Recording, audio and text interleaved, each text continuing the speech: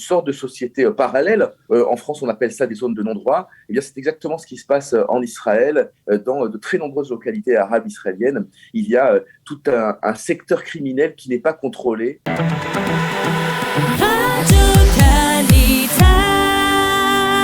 Près de 70 Arabes israéliens ont déjà été assassinés depuis l'année 2000, depuis le début de l'année 2021. Près de 90% des fusillades en Israël l'année dernière ont eu lieu dans des localités arabes. Pour parler de la recrudescence de la violence dans le secteur arabe, nous sommes ce matin avec le journaliste Stéphane Amar. Stéphane, bonjour. Bonjour. Merci d'être avec nous, Stéphane, pour essayer de comprendre un peu ce qui se passe, si on y arrive, bien entendu, un peu de ce qui se passe dans le secteur arabe, dans la société arabe, avec ces violences, on va dire, qui n'arrêtent pas. Alors, on parle déjà de près de 70 Arabes israéliens qui ont été tués depuis le début de l'année. Hier, le meurtre d'un conseiller de la ministre de l'Éducation qui a été abattu dans sa voiture. Est-ce qu'on peut arriver, Stéphane, à savoir d'où est l'origine de ces violences ? Alors, il faut distinguer deux grands types de violences à l'intérieur de la société arabe.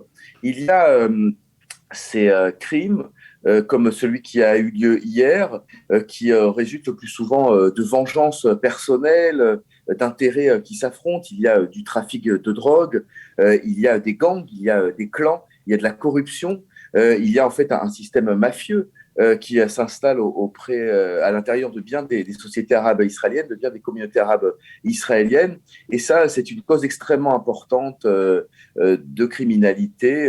Vous le disiez, il y a environ chaque année une centaine d'Arabes qui meurent dans des morts violentes dues à ces crimes. Et il y a d'un autre côté les crimes d'honneur, c'est-à-dire des crimes qui touchent essentiellement des femmes qui sont jugés pour avoir transgressé la morale islamique, bien souvent soit un adultère, soit une jeune fille qui a des relations avant le mariage. Ce sont les deux grands types, les deux grandes causes de crimes dans le secteur arabe israélien. Alors, on a l'impression que c'est vraiment un monde parallèle parce que on n'arrive pas du tout à contrôler, les autorités israéliennes en tout cas n'arrivent pas du tout à contrôler cette situation. Non, effectivement, bien qu'il y ait des tentatives tout à fait sérieuses, il y a 4-5 ans, la police israélienne a mené une grande campagne de recrutement à l'intérieur du secteur arabe israélien. Elle a recruté des centaines de jeunes policiers et policières arabes pour lutter précisément contre ce crime à l'intérieur des communautés arabes israéliennes, en estimant que les policiers arabes étaient plus aptes, d'une part, à obtenir des renseignements et d'autre part, à comprendre la mentalité des Arabes israéliens pour lutter contre cette criminalité, mais visiblement cela n'a pas suffi. Il y a effectivement, comme vous le disiez, une sorte de société parallèle. En France, on appelle ça des zones de non-droit. Eh bien, c'est exactement ce qui se passe en Israël, dans de très nombreuses localités arabes israéliennes. Il y a tout un secteur criminel qui n'est pas contrôlé, qui évolue, qui jouit de l'impunité et qui continue d'empoisonner la vie de la population. Alors, qu'est-ce qu'on peut faire ? Parce que c'est vrai que ce soit le gouvernement de Benyamin Netanyahou, le dernier gouvernement de Benyamin Netanyahou, le gouvernement de Naftali Bennett ont déclaré vouloir agir dans la société arabe. Est-ce que le fait qu'il y ait aujourd'hui un député arabe et un parti arabe dans la coalition, est-ce que cela va permettre un changement dans cette société ? Alors, je l'espère, parce que je pense qu'effectivement, ce problème ne peut se régler que par les Arabes israéliens. C'est eux qui peuvent remettre de l'ordre dans leur propre communauté, même si évidemment l'État d'Israël a une responsabilité en tant qu'État souverain, en tant que tel, mais pour pénétrer à l'intérieur de cette société arabe israélienne, pour régler ces problèmes de l'intérieur, il faut évidemment être arabe. Et de ce point de vue-là, Mansour Abbas doit assumer cette responsabilité de restaurer l'ordre dans la société arabe israélienne. D'ailleurs, il faut dire que ces crimes touchent autant les Arabes sédentarisés, les Arabes du Nord, que les Arabes bédouins dont est proche Mansour Abbas.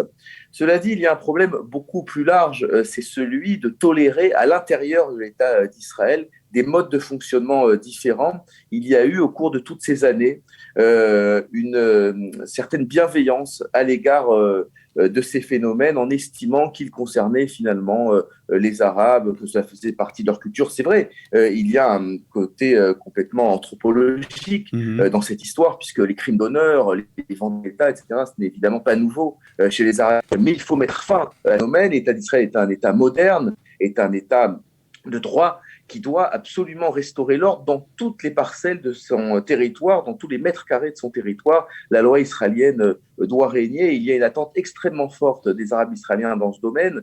Je dirais que les seules manifestations quasiment auxquelles se livrent les Arabes israéliens sont des manifestations pour demander le rétablissement de l'ordre et du droit dans ces territoires. Et je dois dire que ce qui s'est passé au mois de mai dernier, qui a autant choqué les Israéliens à juste titre, c'est-à-dire ces émeutes pogromistes contre des citoyens juifs, eh bien, comme par hasard, la plupart de ces émeutes sont nées dans des foyers de criminalité extrêmement importants, comme par exemple la ville de Lod ou la ville d'Akko dans le nord du pays. Pour terminer, Stéphane, est-ce qu'on peut espérer un changement malgré le fait que dans ces villes, comme vous avez parlé de Akko, de Lod ou dans d'autres endroits, il y a des gangs mafieux qui vraiment contrôlent la situation et qui font peur au reste de la population arabe. Et cette population arabe a du mal, a peur vraiment de réagir. Est-ce qu'on peut imaginer un changement ? Oui, parce qu'à Akko, précisément, c'est une situation que je connais relativement bien. Le commissariat, par exemple, est tenu par des musulmans, des chrétiens ou des druzes. Il y a évidemment des policiers juifs, mais enfin, l'encadrement de ce commissariat n'est pas un encadrement juif. Donc, il connaît très, très bien les problèmes qui se passent dans cette ville d'Akko. Il est en mesure de lutter contre ces problèmes, mais derrière ça, il faut qu'il y ait une volonté politique très affirmée et la volonté du gouvernement de mener une véritable guerre, exactement d'ailleurs à l'image de ce qui a pu se passer par exemple dans une ville comme New York, où il faut mener la guerre, comme on mène la guerre à des mouvements terroristes, il faut mener la guerre à ces gangs, c'est-à-dire pouvoir prendre des risques, pouvoir frapper très fort, être soutenu évidemment par le pouvoir judiciaire. C'est extrêmement important, c'est un enjeu de société, pas seulement pour les Arabes, mais pour toute la société israélienne. Stéphane Amar, journaliste sur ces violences dans la société israélienne. Merci pour ces explications, Stéphane. Merci.